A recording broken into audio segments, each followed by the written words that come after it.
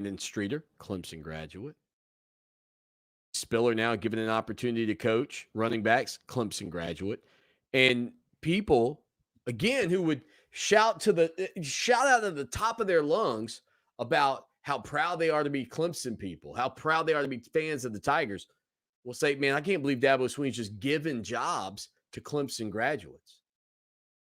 That's why we're not good, because Dabo Swinney's not hiring people from outside. He's not looking outside the Clemson family. He's giving opportunities to a guy like CJ Spiller when there are more qualified running back coaches out there.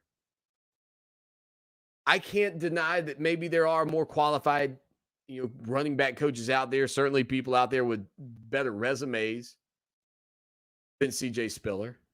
But isn't it naive, given the fact that CJ Spiller is now in the College Football Hall of Fame, given the fact that this was one of the best running backs in Clemson history, given the fact that this was a 5-star kid, given the fact that it's a guy that was homesick and thought about leaving, given the fact that he ends up sticking around for Dabo Swinney's final season, given the fact that he was really the first big commit for Dabo Swinney and the game-changing back that many of you believe sort of brought Clemson towards where they are today, was at least,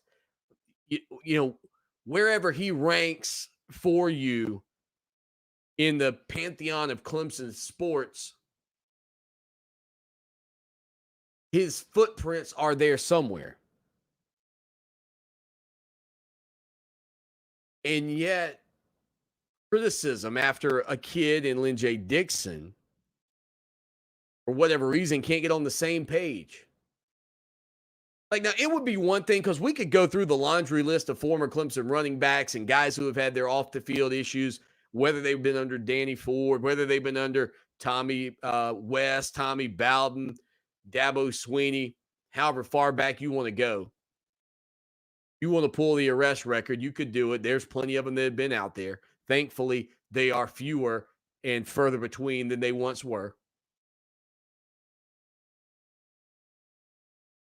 And you can probably go out there and find a guy that's more decorated than CJ Spiller as well. There are both sides of this coin. But I don't know that you could find a better person to put in that spot who understands what it means to be a Clemson man, who understands what it means to give your all to the university. Like, is that not what you want?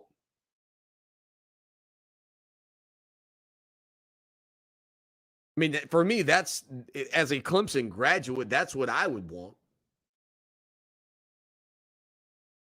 I would want somebody who, when they spoke to the players in that room, they spoke from the experience.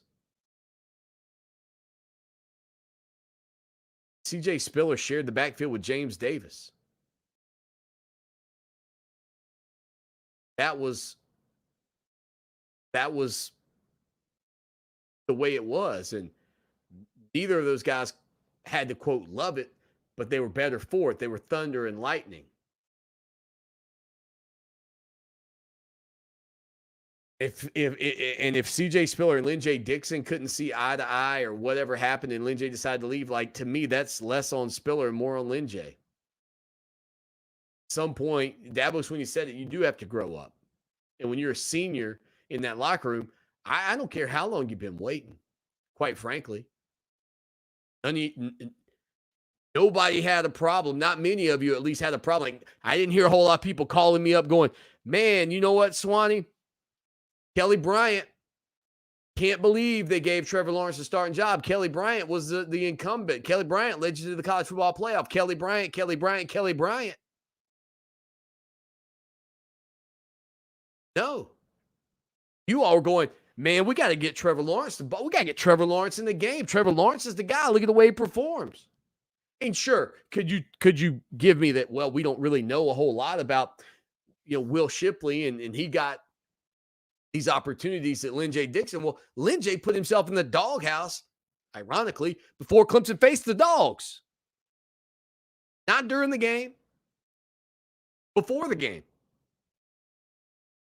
That's Shipley's fault? Is that Kobe Pace's fault? That's CJ Spiller's fault? If discipline is not one of your principles, What are you, Florida under Urban Meyer? What are you, Georgia most off seasons?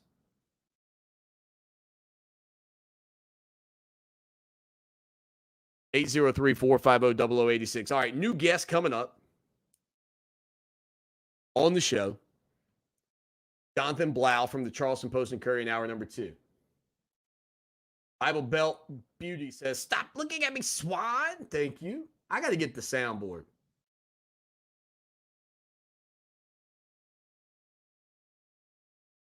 James says, if DJ doesn't get turned around, Cade Klubnik's coming in next year. But and that's the thing, competition, man. Competition breeds success, doesn't it?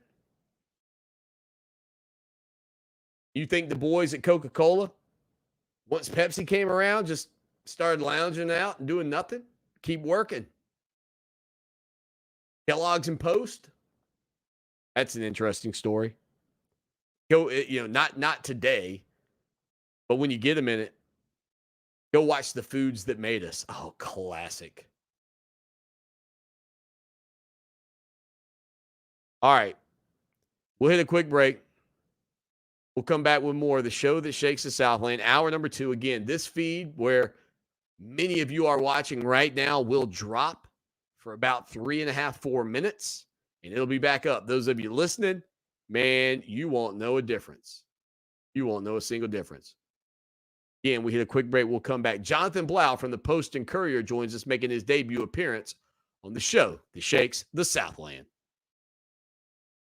Clemson Sports Talk with Lawton Swan on Columbia's home for sports.